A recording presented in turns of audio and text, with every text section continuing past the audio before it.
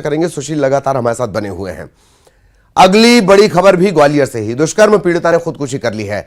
महाराजपुरा थाना इलाके में खुदकुशी का यह मामला सामने आया है। मृतका ने 7 मार्च को एक युवक पर दुष्कर्म का केस दर्ज कराया। 20 अप्रैल को कोर्ट से इसे अग्रिम जमानत मिल गई। किसे? आरोपी को। आरोपी की जमानत के बाद पीड़िता डिप्रेशन में थी। पति ने पुलिस को मृतका का एक सुसाइड नोट भी दिया है। सुसाइड नोट की जांच की जा रही है।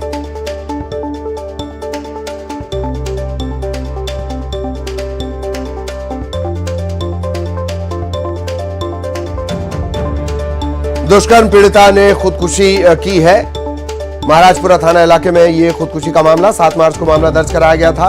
आरोपी को जमानत मिल गई। जमानत मिलने के बाद से 20 अप्रैल को जमानत मिल गई थी। जमानत मिलने के बाद से पीड़िता डिप्रेशन में थी। ये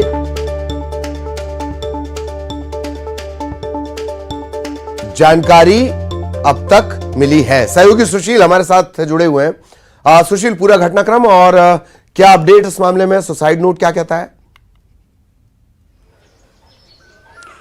बिल्कुल ललित, देखिए महाराजपुरा थाना क्षेत्र में कल शाम ये पूरा घटनाक्रम हुआ है। यहाँ एक विवाहिता है, उन्होंने फांसी लगाकर खुदकुशी कर ली और खुदकुशी की खबर मिलने के बाद महाराजपुरा पुलिस मौके पर पहुंची थी और शव को पोस्टमार्टम के लिए रवाना भी कर दिया था। पुलिस ने अपनी औपचारिक कार्रवाई करते हुए मर्ग कायम कर इस मामले की जांच शुरू की थी।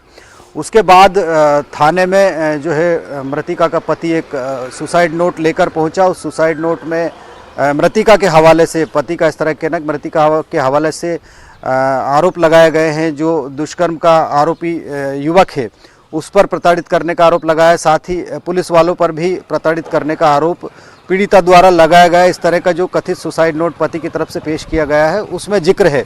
पुलिस ने इस सुसाइड नोट को जांच के लिए, हैंडराइटिंग मिलान के लिए फोरेंसिक एक्सपर्ट के पास भेजने की बात कही है। साथ ही आपको बता दें कि दरअसल जो सुसाइड किया है जिस रेप पीड़िता ने, उसने 7 मार्च को एक युवक के खिलाफ दुष्कर्म का मामला दर्ज कराया था। थाटीपुर थाने में ये मामला दर्ज हुआ था। इस मामले में घटनाक्रम यही था कि पीड़िता ने जो एफआईआर दर्ज कराई थी उसमें युवक के खिलाफ मार्च 2021 से 2023 तक लगातार दुष्कर्म करने का, जान से मारने की धमकी देने का आरोप लगाकर केस दर्ज कराया था। चूँकि ये मामला जब थाने में ही था तो आरोपी की तरफ से, जो दुष्कर्म का आरोपी था उसकी तरफ से अग्रिम जमानत के लिए कोर्ट में याचिका दायर की गई थी। उसमें आरोपी ने कई ऐसे वीडियो पेश किए थे जिसमें उसने बताया था कि उसने किसी तरह से दुष्कर्म नहीं किया, सारा काम जो सहमति से था, और इस तरह के वीडियो भी कोर्ट में पेश किए गए थे। सारे एविडेंस देखने के बाद कोर्ट ने ये माना था कि ये जोर जबरदस्ती का इस तरह का मामला नहीं है। और यही वजह कि युवक को गिरफ्तारी से पहले ही 20 अप्रैल को अग्रिम जमानत दे दी थी। और कहा जाता है कि इसी के चलते जो पीड़िता थी वो डिप्रेशन में थी।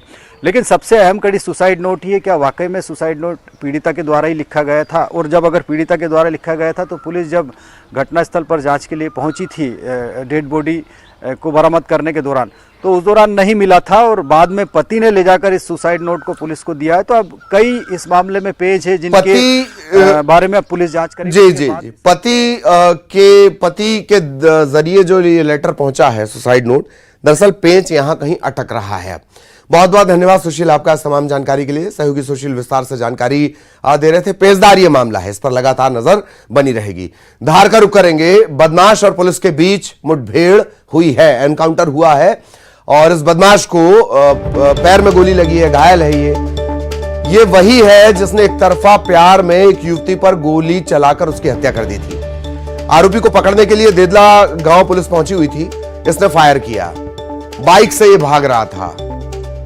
इसने फायर किया, इसे पकड़ा गया। पुलिस पर भी इसने फायर किया, पुलिस ने काउंटर फायर किया, इसके पैर में गोली लगी और इसका उपचार चल रहा है।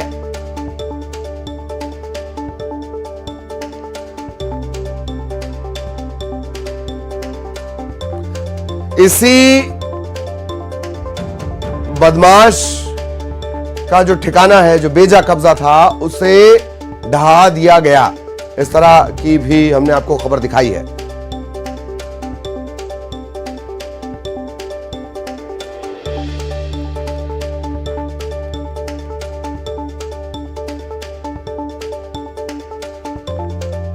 और ये एक तरफ वो तस्वीर भी आप देख रहे हैं जैसा कि हमने आपको बताया, एक तरफा प्यार में सनकी ये आशिक था।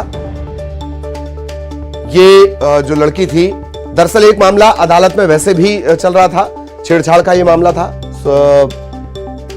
और जब ये लड़की जा रही थी उसी अदालती काम से जुड़े हुए काम में, इस सिरफिरे ने इसे गोली मार दी। 3 बहनें हैं, ये तीनों काम करती हैं और सबसे बड़ी बहन ये जिसे इस सिरफिरे ने गोली मारकर मौत के घाट उतार दिया।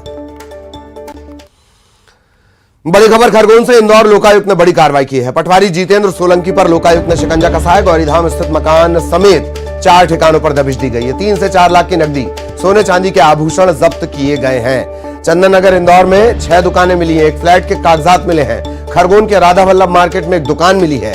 ईश्वरी नगर में 3 मंजिला मकान मिला है। 4 पहिया वाहन मिले हैं। मूलठान और मोघन में कृषि भूमि के साथ साथ गोगावा में दुकान मिली है। इंदौर लोकायुक्त डीएसपी संतोष भदौरिया और प्रवीण बघेल के नेतृत्व में 22 सदस्यीय टीम ये कार्रवाई कर रही है। एक साथ आय से अधिक संपत्ति को लेकर 4 स्थानों पर कार्रवाई की जा रही है। पटवारी जितेंद्र सोलंकी गोगावा तहसील के हल्का नंबर 36 में पदस्थ है। करोड़ों की संपत्ति का खुलासा हो रहा है। न्यूज 18 मध्य प्रदेश छत्तीसगढ़ पर आप ये एक्सक्लूसिव तस्वीरें देख रहे हैं। सहयोगी आशुतोष इस वक्त हमारे साथ जुड़े हुए हैं। आशुतोष, क्या अपडेट? ललित, मैं बताना चाहूंगा कि इंदौर लोकायुक्त पुलिस के डीएसपी हैं संतोष सिंह भदौरिया, उनके अगुवाई में 22 सदस्यीय टीम जो है खरगोन पहुंची और सुबह 5 बजे से लगातार 4 स्थानों पर छापामार कार्रवाई कर रही है और करोड़ों रुपए की संपत्ति का खुलासा हो रहा है। उसमें खास बात यह कि 3 से 4 लाख रुपए घर में नगद मिले हैं, सोने चांदी के जेवर मिले हैं, कई पासबुकें मिली है, लॉकर्स की भी जानकारी मिल रही है। लोकायुक्त की टीम लगातार सर्चिंग कर रही है। इंदौर के जो चंदन नगर है वहां पर 6 दुकानें मिलने की सूचना मिल रही है। गोगांव में दुकान मिलने की सूचना मिल रही है। खरगोन का राधा वल्लभ मार्केट है, वहां पे भी एक दुकान है। साथ ही कृषि भूमि के कागज भी मिले हैं। तो लगातार जांच चल रही है और अभी जो फिलहाल में जो प्रारंभिक जो जांच में आ रहा है उसमें करोड़ों रुपए की संपत्ति का खुलासा हो सकता है। जितेंद्र सिंह सोलंकी है, गोगांव तहसील के पटवारी हैं और 36 नंबर हल्का में पदस्थ है और लोकायुक्त पुलिस के द्वारा लगातार सर्चिंग की जा रही है क्योंकि अभी सुबह सुबह ये कार्रवाई हुई है। बैंक की पासबुक है, बैंक खुलेंगे, लॉकर खुलेंगे तो और भी संपत्ति बढ़ने की संभावना डीएसपी संतोष सिंह भदौरिया ने बताई है। ललित, जाहिर तौर पर आशुतोष, अभी जो संपत्ति आई है वही आय से कई गुना अधिक जान पड़ती है। अब जब लॉकर खुलेंगे कई और जो राज है काली कमाई के वो निकलकर बाहर आएंगे। इनके प्रोफाइल के बारे में बताएं। ये हल्का नंबर 36 गोगावा तहसील में पदस्थ है और क्या कुछ जानकारी इनके बारे में, पटवारी के बारे में? इनका गोरीधाम में 3 मंजिला मकान है और पटवारी से हमारी खुद बातचीत हुई। वो उनका कहना है कि करीब 30 साल की उनकी सर्विस हो गई है और लगातार मतलब उनके सर्चिंग चल रही है। अभी जो प्रारंभिक रूप से जानकारी है कि खरगोन जिले में ही वो विभिन्न स्थानों पर पदस्थ रहे और जिस प्रकार से काली कमाई के लगातार जो जानकारी मिल रही, खुलासे हो रहे हैं, तो अब जो दस्तावेज मिले हैं उसके बाद भी लोकायुक्त की पुलिस सर्चिंग करेगी और पूरी जांच करेगी। तो जांच के बाद और भी बड़े खुलासे हो सकते हैं। लेकिन जो संतोष सिंह भदौरिया डीएसपी, उनका कहना